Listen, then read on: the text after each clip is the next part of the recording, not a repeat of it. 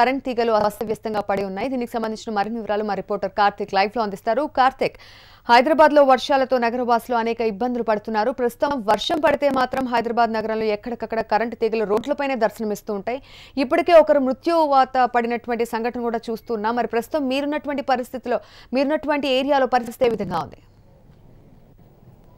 ప్రియదర్శిని, మొత్తం మీద హైదరాబాద్లోని ఏరియాలలో విద్యుత్ ట్రాన్స్ఫర్ల మొత్తం మీద నగరవాసుల పాలిట యమపాశాలుగా మారిపోయాయి. ఎక్కడ చూసినా కూడా విద్యుత్ తీగలు తెగిపడిపోయి ఉన్నాయి.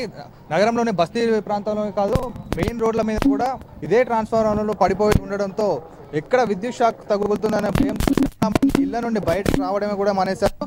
స్థానికంగా కురిసిన వర్షాలతో ఇప్పటికి కూడా ఇక్కడ చెత్త విపరీతంగా పెరిగిపోయింది. అదేవిధంగా ట్రాన్స్ఫార్మర్ వైర్లు కూడా పూర్తిగా నేలకు తగులుతున్నాయి. దీంతో ఎక్కడ షాక్ తగులుతుందో అని చెప్పేసి నగరవాసులు ఇబ్బందులు గురవుతున్నారు. మొత్తం మీద మనం చూస్తున్న విజువల్స్ స్పష్టంగా ఇక్కడ చెత్త తీయడానికి కూడా జిహెచ్ఎంసీ అధికారులు కూడా, ఇక్కడ జిహెచ్ఎంసీ కార్మికులు కూడా రావాలని కూడా భయపడి ఈ చెత్తను ఇక్కడే వదిలేస్తున్న పరిస్థితి కనబడుతుంది.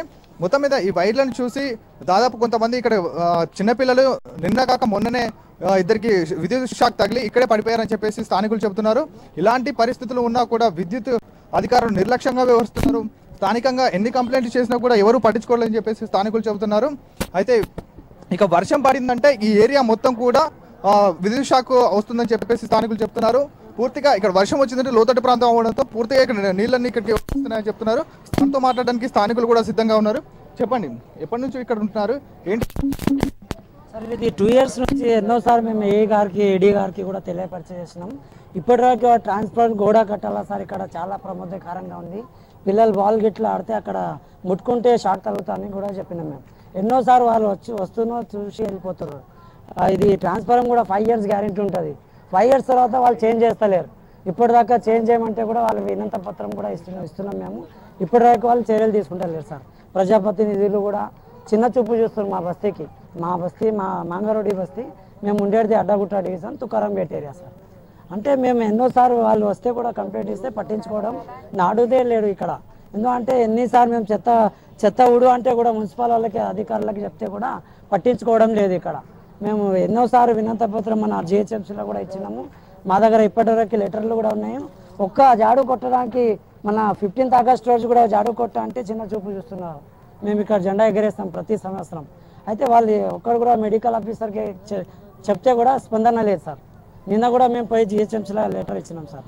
కావాలంటే మా దగ్గర లెటర్ కూడా ఉంది. ఇప్పుడు దాకా వాళ్ళు పట్టించుకోవడం లేదు సార్. ఇక్కడ మా బాబు మేము లేనోళ్ళ సార్, లేనోళ్ళు పెట్టి ఎక్కడి నుంచి ఆపరేషన్, ఊళ్ళో జాగలు భూములు అమ్ముకొని మా కొడుకు మా మనమనికి 4 లక్షలు పెట్టి ఆపరేషన్ చేసినాం. అందులో 2 మేకలు చచ్చిపోయినాయి. 3 పెద్దవాళ్ళకి ఆపరేషన్ అయింది. ఒక ఆయన మొన్ననే ఆపరేషన్ అయ్యి చచ్చిపోయిండు. ఆయనకు 4 తీసేసి అది జాగా ఎవరన్నా ఆక్రమించుతారు అనేసి ఆమె 2-3 రూములు కట్టేసిపోయింది. ఆ రూములు కూడా పలిగిపోయినాయి.